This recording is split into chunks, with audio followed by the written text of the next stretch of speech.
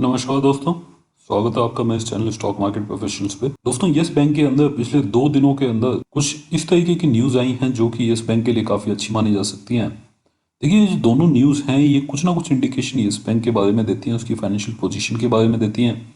साथ ही आज की डेट में यस बैंक के ऊपर जो प्रॉब्लम चल रही हैं उससे ये बैंक किस तरीके से निपट रहा है और उसको भी किस तरीके से ठीक कर रहा है, इसके बारे में इंडिकेशन आपको यहाँ से मिलता हुआ दिखाई देगा।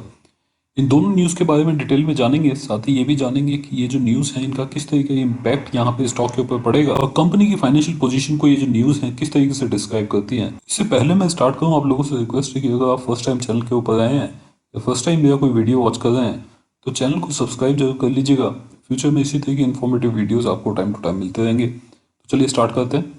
सबसे पहले हम इस स्टॉक का लास्ट क्लोजिंग प्राइस जानते हैं कि कल ये जो स्टॉक है किस प्राइस के ऊपर बंद हुआ था, उसके बारे में थोड़ा सा जानने की कोशिश करते हैं। देखिए, यस बैंक का अगर आप लास्ट क्लोजिंग प्राइस देखेंगे 15 रुपये 65 पैसे के आसपास ये जो स्टॉक है ये बंद हुआ था। यहाँ पे आप देख सकते हैं कि 10 पैसे के आसपास की गिरावट यहाँ पे देखने के लिए मिली थी और अगर परसेंटेज टर्म में देखें तो आधा % के आसपास ये जो स्टॉक था ये गिर के बंद हुआ था।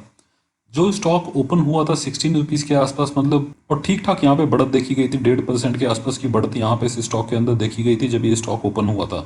उसके बाद यहाँ पे 16.10 का हाई लगाया गया पूरे दिन के अंदर और वापस से स्टॉक पे गिरावट देखने के लिए मिली। यहाँ पे आप देख सकते हैं चार्ट में।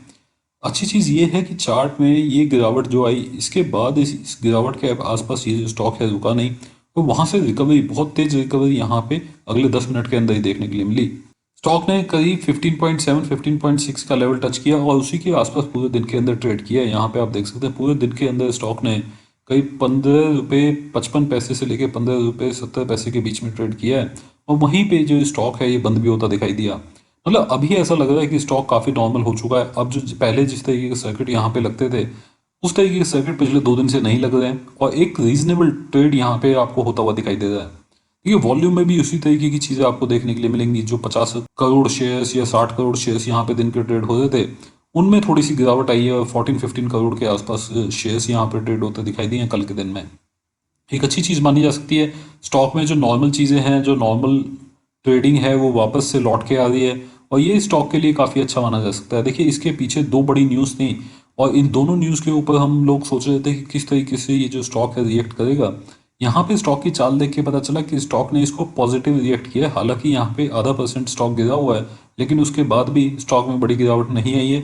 इससे सीधा इंडिकेशन जाता है कि ये जो न्यूज़ है इनका पॉजिटिव इम्पैक्ट यहाँ पे स्टॉक के ऊपर पड़ता दिखाई दिया है। जल्दी से जान लेते हैं किस तरीके की ये दोनों न्यूज़ हैं। देखिए, काफ़ी इंपॉर्टेंट हो जाती हैं दोनों न्यूज़। अभी जो रिसेंट न्यूज़ आ रही है वो आ रही है कि जो असेट मैनेजमेंट आर्म है यहाँ पे यस बैंक का, जिसका नाम है यस असेट मैनेजमेंट, मतलब ये एक एएमसी बिजनेस है जो कि म्यूचुअल फंड का काम करती है। उस बिजनेस को यहाँ पे जीपीएल फाइनेंस एक कंपनी है उसको बेचने की बात की जा रही है। डील लगभग फाइनल हो चुकी है। देखिए, पहले ये जो डील थी इसके लिए अप्रूवल के लिए भेजा हुआ था सेबी के पास। सेबी ने इसको हरी झंडी दिखा दी है और यहाँ पे ये जो डील है ये पूरी होती दिखाई देगी आपको जल्दी। अब देखिए, जीपीएल फाइनेंस कौन सी कंपनी है? जीपीएल फाइनेंस एक सब्सिडरी कंपनी है व्हाइट ओक इन्वेस्टमेंट मैनेजमेंट की, जो कि जीपीएल फाइनेंस का करीब 99% स्टेक होल्ड करती है। और ये जो कंपनी है, दोनों कंपनी हैं, इनका जो मालिक है वो है प्रशांत खेमका। प्रशांत खेमका को अगर आप नहीं जानते तो देखिए, प्रशांत खेमका जो गोल्डमैन सैक इंडिया बिजनेस है उसके कभी लीड पोर्टफोलियो मैनेजर हुए करते थे और सबसे अच्छे स्टॉक पिकिंग के लिए हमेशा जाने जाते थे। वहाँ पे इन्होंने अपनी फाइनेंशियल एक फर्म स्टार्ट की है जिसका नाम है white okay investment management Mumbai के अंदर और उस कंपनी की सब्सिडरी कंपनी है जीपीएल फाइनेंस। जीपीएल फाइनेंस यहाँ पे एसेट मैनेजमेंट बिजनेस के अंदर जा रही है और उसने यस बैंक का ये बिजनेस ले लिया है। और ये जो बिजनेस है अगर आप इसको ओवरऑल देखेंगे, देखिए 57 करोड़ के आसपास का असेट अंडर मैनेजमेंट रह गया था इस कंपनी का। और इसी वजह से ये जो बिज़नेस है, देखिए अगर आप इसको स्केल पे नहीं करते हैं तो ये आपको लॉस देता है और ये बहुत ही छोटा बिजनेस रह गया। 2019 में ये जो बिज़नेस था 2000 करोड़ के आसपास का था, वो वहाँ से गिरावट होकर उसमें करीब 57 करोड़ के आसपास का ये जो बिज़नेस है ये टोटल रह गया। तो इससे इस बैंक को काफ़ी प्रॉब्लम हो रही थी क्योंकि ये जो बिज़नेस है ये सीधा सीधा एक तो इस बैंक के लिए खर्चा बनाता था और साथ ही यहाँ पे लॉस भी देता था इस बैंक को। यहाँ पे जो काम किया गया है इस बिज़नेस को बेचने का, ये दो तरफ से इस बैंक को फ़ायदा देगा। सबसे पहले तो जो भी खर्चा ये इस बिज़नेस के लिए करते थे, असेट मैनेजमेंट बिजनेस के लिए करते थे, वो खर्चा इनको नहीं करना पड़ेगा, मतलब वो टोटल सेविंग रहेगी। साथ ही इस कंपनी का जितना भी लॉस होता था पिछले 2-3 साल से लगातार लॉस ये कंपनी कर रही है और पिछले साल का लॉस अगर आप देखेंगे तो करीब 60-70 करोड़ के आसपास का लॉस था। तो वो जो लॉस है वो यहाँ पे बैलेंस शीट से हट जाएगा येस बैंक की। तो येस बैंक की अगर बैलेंस शीट से वो जो लॉस है वो हट जाएगा तो वो सीधा सीधा बेनिफिट देगा कंपनी के नेट प्रॉफिट को। तो ये बड़ी न्यूज़ जो कि कंपनी के लिए फाइनेंशियल इम्पैक्ट डालेगी। देखिए ये बिजनेस आपको बहुत छोटा लग रहा होगा 57 करोड़ का, लेकिन इसका अगर आप लॉस देखेंगे तो काफ़ी ज़्यादा है। और ये लॉस एक सब्सटेंशियल लॉस बनता है येस बैंक के लिए। तो ये काफ़ी पॉजिटिव न्यूज़ है जो कि यहाँ पे आती दिखाई दे रही है, जो कि रिलेटेड है बिजनेस सेल को लेके। जो बिजनेस इन्होंने कुछ सेल किया है और इसके अलावा भी अगर आप देखें और भी कुछ बिजनेस के बारे में बात चल रही है। हो सकता है आने वाले फ्यूचर में और भी कुछ बिजनेस के लिए इसी तरीके का रेजोल्यूशन ये बैंक लेके आए। बहुत सारे लाइसेंस इस बैंक के पास हैं। हम लोगों ने ऑलरेडी पिछले वीडियो में बात किया था कि काफ़ी सारे लाइसेंस इसके पास हैं और एक बेनिफिट इस बैंक को देता है कि यहाँ से ये कुछ कैश जो है वो जनरेट कर पाए। देखिए जो 2 दिन पहले यहाँ पे न्यूज़ आती दिखाई दी, ये भी काफ़ी बड़ी न्यूज़ है।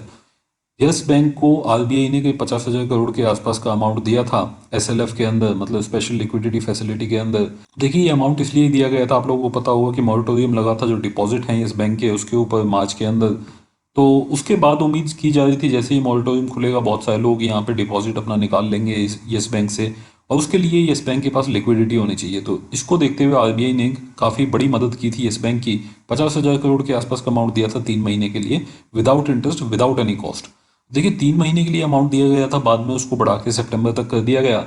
और अभी यहाँ पे जो एनुअल रिपोर्ट है उसके अंदर बड़ा डिस्क्लोजर इस बैंक की तरफ से आया है, जिसमें उन्होंने बताया 35,000 करोड़ इन्होंने आरबीआई को ऑलरेडी लौटा दिए हैं। और सितंबर के अंदर जो बाकी के बचे हुए 15,000 करोड़ हैं वो भी लौटा दिए जाएंगे।